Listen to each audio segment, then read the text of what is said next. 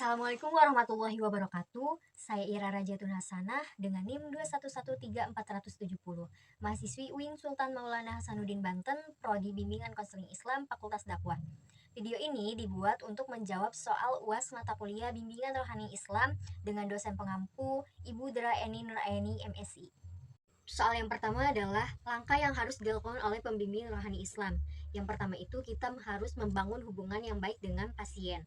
Pertama kita memperkenalkan diri terlebih dahulu, kemudian memperkenalkan apa itu bimbingan rohani Islam, tujuan dari bimbingan rohani Islam itu sendiri. Kemudian setelah membangun hubungan yang baik, setelah itu kita menanyakan keadaan pasien, memahami keadaan pasien.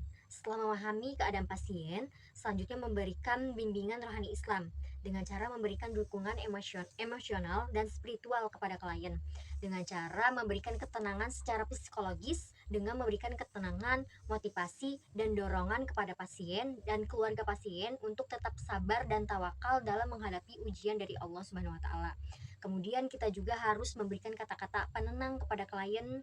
Kemudian kita juga memberikan nasihat dan panduan ibadah kepada klien, memberikan nasihat sesuai dengan ajaran Islam, sesuai dengan Al-Quran dan hadis. Kemudian mengajak klien untuk beribadah, mempelajari cara-cara praktek ibadah orang sakit, kemudian praktek bersuci, bertayamum, dan memberikan dorongan untuk klien untuk tetap melakukan ibadah dan melakukan amal yang soleh. Selain itu juga kita membantu pasien untuk menemukan solusi dari permasalahan yang dialaminya.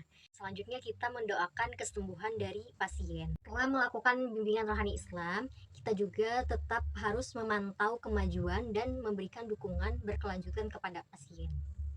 Yang kedua, manfaat bimbingan rohani Islam. Bimbingan rohani Islam itu mempunyai banyak sekali manfaat terutama bagi pasien. Bimbingan rohani Islam memberikan manfaat baik secara spiritual, emosional maupun sosial tuh. Bimbingan rohani Islam dapat memberikan ketenangan secara psikologis kepada pasien agar pasien tetap sabar dan tawakal dalam menghadapi ujian dari Allah Subhanahu wa Ta'ala. Selanjutnya, manfaat selanjutnya dapat meningkatkan keimanan dan ketakwaan kepada Allah Subhanahu wa Ta'ala di tengah sakit yang dirasakannya. Kemudian manfaat selanjutnya dapat meningkatkan kesehatan mental dan emosional. Kemudian dapat membantu individu, membantu pasien dalam menghadapi masalahnya. Soal yang ketiga, analisis tentang kegiatan bimbingan rohani Islam.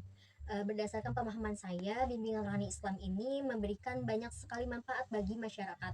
Bimbingan rohani Islam ini dapat membantu masyarakat, membantu pasien untuk meningkatkan keimanan, kesehatan mental, kualitas hidupnya, dan kemampuan dalam menghadapi masalah.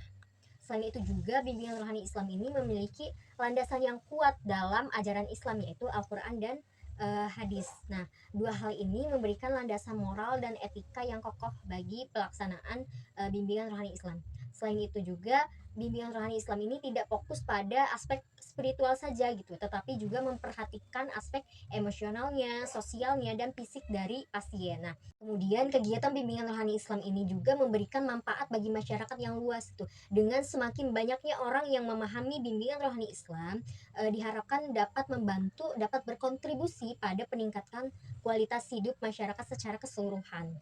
Jadi dengan adanya kegiatan bimbingan rohani Islam ini membantu masyarakat menghadapi permasalahan yang timbul, baik permasalahan yang timbul dari aspek emosional, sosial maupun spiritualnya. Mungkin itu saja yang dapat saya sampaikan. Kurang lebihnya mohon maaf. Wassalamualaikum warahmatullahi wabarakatuh.